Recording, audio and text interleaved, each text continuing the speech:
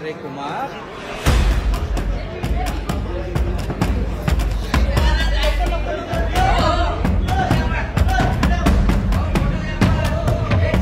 उमरखेडचे नवनिर्वाचित आमदार किसन वानखेडे यांनी आज सर्वांचंच मन जिंकलं।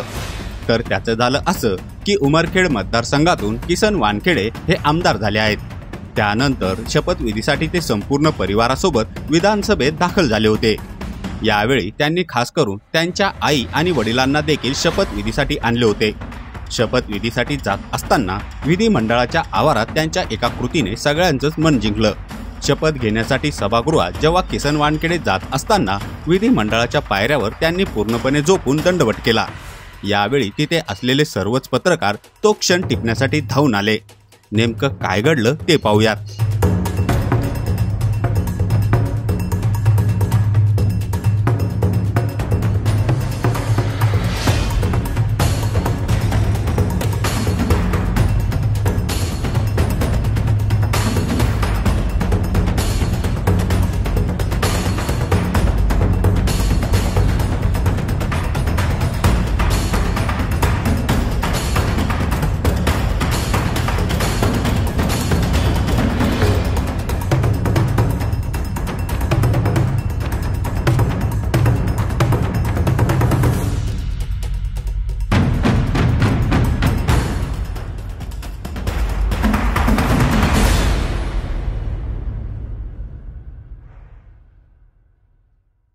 या व्हिडिओवर तुमची प्रतिक्रिया कमेंट बॉक्समध्ये नक्की लिहा।